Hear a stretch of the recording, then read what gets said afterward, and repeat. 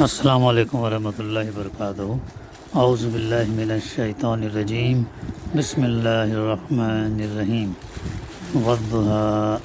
واللیل اذا سجی ما ودعک ربک وما قلی وللآخرۃ خیر لک من الاولی۔ صدق اللہ العلی العظیم۔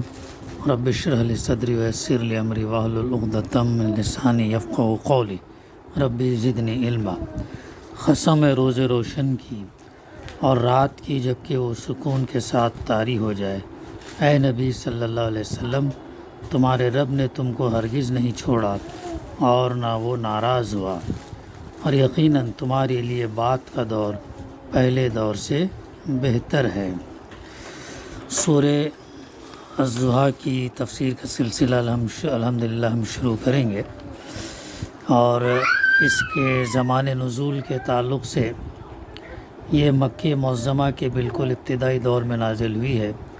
روایات سے بھی معلوم ہوتا ہے کہ کچھ مدت تک وحی کے نزول کا سلسلہ بند رہا تھا، جس سے اللہ کے رسول صلی اللہ علیہ وسلم سخت پریشان ہو گئے تھے، اور بار بار آپ کو یہ اندیشہ لاحق ہو رہا تھا کہ کہیں مجھ سے کوئی ایسا قصور تو نہیں ہو گیا جس کی وجہ سے میرا رب مجھ سے ناراض ہو گیا ہے اور اس نے مجھے چھوڑ دیا ہے۔ اس پر آپ کو اطمینان دلایا گیا کہ وحی کے نزول کا سلسلہ کسی ناراضی کی بنا پر نہیں روکا گیا تھا، بلکہ اس میں وہی مصلحت کار فرما تھی جو روز روشن کے بعد رات کا سکون طاری کرنے میں کار فرما ہوتی ہے، یعنی وہ حکمت، یعنی دن کی روشنی کے بعد رات سکون کے لیے، آرام کے لیے، اس میں جو حکمت ہے وہی حکمت وحی کے رکنے میں بھی ہے اور بھیجنے میں بھی ہے۔ یعنی وحی کی تیز روشنی اگر آپ پر برابر پڑتی رہتی تو آپ کے اعصاب اسے برداشت نہ کر سکتے، اس لیے بیچ میں وقفہ دیا گیا تاکہ آپ کو سکون مل جائے۔ یہ کیفیت اللہ کے رسول صلی اللہ علیہ وسلم پر نبوت کے ابتدائی دور میں گزرتی تھی، جبکہ ابھی آپ کو وحی کے نزول کی شدت برداشت کرنے کی عادت نہیں پڑی تھی۔ اس بنا پر بیچ بیچ میں وقفہ دینا ضروری ہوتا تھا۔ اس کی وضاحت انشاءاللہ سورہ المدثر اور سورہ مزمل میں آئے گی اور تفصیل سے۔ تو اس کے بعد اللہ کے رسول صلی اللہ علیہ وسلم کے اندر اس بار کو برداشت کرنے کا تحمل پیدا ہو گیا، تو طویل وقفہ دینے کی ضرورت پھر بعد میں ضرورت نہیں پڑی۔ اس کا مرکزی موضوع اور مضمون، اس کا موضوع ہے رسول اللہ صلی اللہ علیہ وسلم کو تسلی دینا، اور مقصد اس پریشانی کو دور کرنا جو نزول وحی کا سلسلہ رک جانے سے آپ کو لاحق ہو گئی تھی۔ سب سے پہلے روز روشن اور سکون شب کی قسم کھا کر آپ کو اطمینان دلایا گیا کہ آپ کے رب نے آپ کو ہرگز نہیں چھوڑا ہے اور نہ وہ آپ سے ناراض ہوا ہے۔ اس کے بعد آپ کو خوشخبری دی گئی کہ دعوت اسلامی کے ابتدائی دور میں جن شدید مشکلات سے آپ کو سابقہ پیش آ رہا، یہ تھوڑے دنوں کی بات ہے۔ آپ کے لیے ہر بات کا دور پہلے دور سے بہتر ہوتا چلا جائے گا، ہر آنے والا دن، ہر بات کا دور جو ہے بہتر ہوتا چلا جائے گا، اور کچھ زیادہ دیر نہ گزرے گی کہ اللہ تعالیٰ آپ پر اپنی عطا اور بخشش کی ایسی بارش کرے گا جس سے آپ خوش ہو جائیں گے۔ یہ قرآن ان کی ان سری پیشنگوئیوں، فورکاسٹ میں سے ایک ہے جو بعد میں حرف بحرف جو ہے پوری ہوئیں۔ حالانکہ جس وقت یہ پیشنگوئی کی گئی تھی اس وقت کہیں دور دور بھی اس کے آثار نظر نہ آتے تھے کہ مکے میں جو بے یار اور مددگار انسان پوری قوم کی جاہلیت کے مقابلے میں برسر پیکار ہو گیا، اسے اتنی حیرت انگیز کامیابی نصیب ہوگی۔ پھر اس کے بعد اللہ تعالیٰ نے اپنے حبیب صلی اللہ علیہ وسلم سے فرمایا کہ تمہیں یہ پریشانی کیسے لاحق ہو گئی کہ ہم نے تمہیں چھوڑ دیا ہے اور ہم تم سے ناراض ہو گئے۔ ہم تو تمہارے روز پیدائش سے مسلسل تم پر مہربانیاں کرتے چلے آ رہے ہیں۔ تم یتیم پیدا ہوئے تھے، ہم نے تمہاری پرورش اور خبرگیری کا بہترین انتظام کر دیا۔ تم ناواقف رہے تھے، ہم نے تمہیں راستہ بتایا، تم نادار تھے، ہم نے تمہیں مالدار بنایا۔ یہ ساری باتیں صاف بتا رہی ہیں کہ تم ابتدا سے ہمارے منظور نظر ہو اور ہمارا فضل و کرم مستقل طور پر تمہارے شامل حال ہے۔ اس مقام پر سورہ طٰہٰ کو بھی ہم ذہن میں رکھتے ہوئے چلیں، جہاں حضرت موسیٰ علیہ السلام کو فرعون جیسے جبار کے مقابلے میں بھیجتے وقت اللہ تعالیٰ نے ان کی پریشانی دور کرنے کے لیے انہیں بتایا ہے کہ کس طرح تمہاری پیدائش کے وقت سے ہماری مہربانیاں تمہارے شامل حال رہی ہیں۔ اس لیے تم اطمینان رکھو کہ اس خوفناک مہم میں تم اکیلے نہ ہوگے،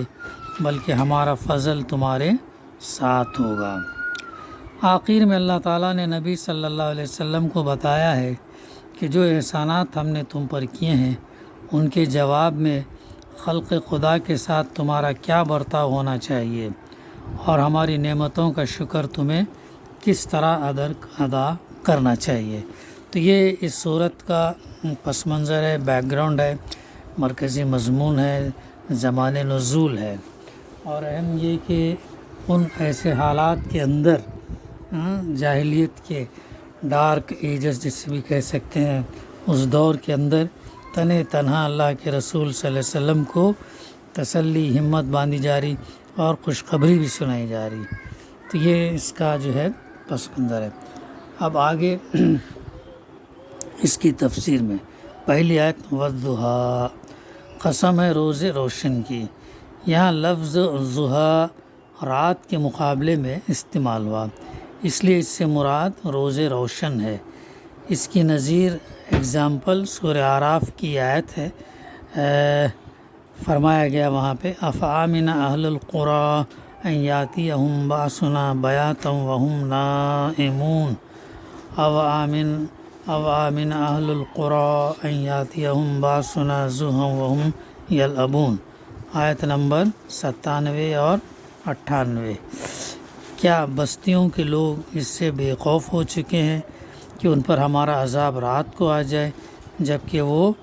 سو رہے ہوں، اور کیا بستیوں کے لوگ اس سے بے خوف ہیں کہ ان پر ہمارا عذاب دن دہاڑے آ جائے جبکہ وہ کھیل رہے ہوں۔ ان آیات میں بھی چونکہ ضحیٰ کا لفظ رات کے مقابلے میں استعمال ہوا ہے، اس لیے اس سے مراد چاشت کا وقت نہیں بلکہ دن مفسر نے لیا ہے، دن کی روشنی کا وقت جو ہے لیا ہے۔ قسم ہے روز روشن کی، پھر اس کے بعد واللیل اذا سجا، اور رات کی جبکہ وہ سکون کے ساتھ طاری ہو جائے، یعنی اصل میں رات کا لفظ سجا استعمال ہوا جس میں صرف تاریکی چھا جانے ہی کا نہیں بلکہ سکوت اور سکون طاری ہو جانے کا مفہوم بھی شامل ہے۔ رات کی اس صفت کو اس مضمون سے گہرا تعلق ہے جو آگے بیان ہو رہا ہے۔ پھر فرمایا جا رہا ہے وَمَا وَدَّعَكَ رَبُّكَ وَمَا قَلَىٰ، یعنی اے نبی صلی اللہ علیہ وسلم تمہارے رب نے تم کو ہرگز نہیں چھوڑا اور نہ وہ ناراض ہوا۔ اب اس کی تفسیر میں یوں ہے، روایات سے معلوم ہوتا ہے کہ کچھ مدت تک رسول اللہ صلی اللہ علیہ وسلم پر وحی کا نزول بند رہا تھا۔ مختلف روایات میں یہ مدت مختلف بیان کی گئی ہے۔ ابن جریج نے 12 روز کا، اور کلبی نے 15 روز، اور ابن عباس رضی اللہ نے 25 روز، اور دوسروں نے 40 روز اس کی مدت بیان کی ہے۔ بہرحال یہ زمانہ اتنا طویل تھا کہ رسول اللہ صلی اللہ علیہ وسلم بھی اس پر سخت غمگین ہو گئے تھے، اور مخالفین بھی آپ کو طعنے دینے لگے تھے، کیونکہ حضور صلی اللہ علیہ وسلم پر جو نئی صورت نازل ہوتی تھی اسے آپ لوگوں کو سنایا کرتے تھے۔ اس لیے جب اچھی خاصی مدت تک آپ نے کوئی نئی وحی لوگوں کو نہیں سنائی تو مخالفین نے سمجھ لیا کہ وہ سرچشمہ بند ہو گیا جہاں سے یہ کلام آتا تھا، یعنی وحی کا سلسلہ بند ہونے سے لوگوں نے سمجھ لیا کہ جہاں سے وحی آ رہی تھی وہ بند ہو گیا، تو ایسا مذاق اڑانا شروع کرتے تھے۔ جندب بن عبداللہ البجلی کی روایت ہے کہ جب جبریل علیہ السلام کے آنے کا سلسلہ رک گیا تو مشرکین نے کہنا شروع کر دیا کہ محمد صلی اللہ علیہ وسلم کو ان کے رب نے چھوڑ دیا ہے۔ دوسری روایات سے معلوم ہوتا کہ ابو لہب کی بیوی ام جمیل نے جو حضور صلی اللہ علیہ وسلم کی چچی ہوتی تھی اور جس کا گھر حضور صلی اللہ علیہ وسلم کے مکان سے متصل تھا، آپ سے کہا معلوم ہوتا ہے کہ تمہارے شیطان نے تمہیں چھوڑ دیا ہے۔ اوفی اور ابن جریر نے ابن عباس رضی اللہ کی روایت نقل کی ہے کہ کئی روز تک جبریل علیہ السلام کی آمد رک جانے سے اللہ کے رسول صلی اللہ علیہ وسلم پریشان ہو گئے اور مشرکین کہنے لگے کہ ان کا رب ان سے ناراض ہو گیا ہے اور اس نے انہیں چھوڑ دیا ہے۔ قتادہ اور ضحاک کی مرسل روایات میں بھی قریب قریب یہی مضمون بیان ہوا۔ اس صورتحال میں حضور صلی اللہ علیہ وسلم کے شدید رنج اور غم کا حال بھی متعدد روایات میں آیا ہے، اور ایسا کیوں نہ ہوتا جبکہ محبوب کی طرف سے بظاہر عدم التفات، کفر اور ایمان کے درمیان جنگ چھڑ جانے کے بعد اسی ذریعے طاقت سے بظاہر محرومی جو اس جہاں غسل کشمکش کے منجدھار میں آپ صلی اللہ علیہ وسلم کے لیے واحد سہارا تھا، اور اس پر مزید دشمنوں کی شامت، یہ ساری چیزیں مل جل کر لا محالہ حضور صلی اللہ علیہ وسلم کے لیے سخت پریشانی کی موجب ہو رہی ہوں گی، اور آپ کو بار بار یہ شبہ گزرتا ہوگا کہ کہیں مجھ سے کوئی ایسا قصور تو نہیں ہو گیا کہ میرا رب مجھ سے ناراض ہو گیا اور اس نے مجھے حق اور باطل کی اس لڑائی میں تنہا چھوڑ دیا ہو۔ اسی کیفیت میں یہ سورہ حضور صلی اللہ علیہ وسلم کو تسلی دینے کے لیے نازل ہوئی۔ اس میں دن کی روشنی اور رات کے سکون کی قسم کھا کر حضور صلی اللہ علیہ وسلم سے فرمایا گیا کہ تمہارے رب نے نہ تمہیں چھوڑ دیا ہے اور نہ وہ تم سے ناراض ہوا۔ اس بات پر ان دونوں چیزوں کی قسم جس مناسبت سے کھائی گئی وہ یہ ہے کہ جس طرح دن کا روشن ہونا اور رات کی تاریکی اور سکون لیے ہوئے چھا جانا کچھ اس بنا پر نہیں ہوتا کہ اللہ تعالیٰ دن کے وقت لوگوں سے خوش اور رات کے وقت ان سے ناراض ہو جاتا ہے، بلکہ یہ دونوں حالتیں ایک عظیم حکمت اور مصلحت کے تحت طاری ہوتی ہیں۔ اسی طرح تم پر کبھی وحی بھیجنا اور کبھی اس کو روک لینا بھی حکمت اور مصلحت کی بنا پر ہے۔ اس کا کوئی تعلق اس بات سے نہیں ہے کہ جب اللہ تعالیٰ تم سے خوش ہو تو وحی بھیجے، اور جب وہ وحی نہ بھیجے تو اس کا معنی یہ ہو کہ وہ تم سے ناخوش ہے اور اس نے تمہیں چھوڑ دیا ہے۔ اس کے علاوہ دوسری مناسبت اس مضمون سے اس قسم کی یہ ہے کہ جس طرح دن کی روشنی اگر مسلسل آدمی پر طاری رہے تو وہ اسے تھکا دے، اس لیے ایک وقت خاص تک دن کی روشن رہنے کے بعد رات کا آنا ضروری ہے تاکہ اس میں انسان کو سکون ملے۔ اسی طرح وحی کی روشنی اگر تم پر پے در پے پڑتی رہے تو تمہارے اعصاب اس کو برداشت نہ کر سکیں گے، اس لیے وقتاً فوقتاً فترتاً نزول وحی کا سلسلہ رک جانے کا ایک زمانہ بھی اللہ تعالیٰ نے مصلحت کی بنا پر رکھا ہے تاکہ وحی کے نزول سے جو بار تم پر پڑتا ہے اس کے اثرات زائل ہو جائیں اور تمہیں سکون حاصل ہو جائے۔ گویا آفتاب وحی کا طلوع بمنزلہ روز روشن ہے اور زمانہ فترہ بمنزلہ سکون شب، فارسی میں بہرحال یہ ہے۔ تو یہ چیز جو ہے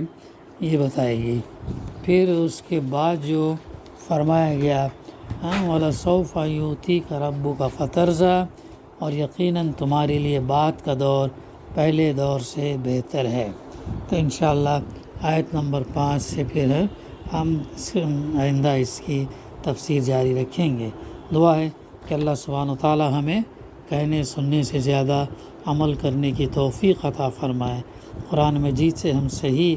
اخذ کریں، صحیح سمجھیں، اس پر عمل کریں اور اس پیغام کو لوگوں تک پہنچائیں۔ ربنا تقبل منا إنك أنت السميع العليم وتب علينا إنك أنت التواب الرحيم صلی اللہ تعالیٰ علی خیر خلقہ وعلی آلہ وصحبہ اجمعین الحمد للہ رب العالمین.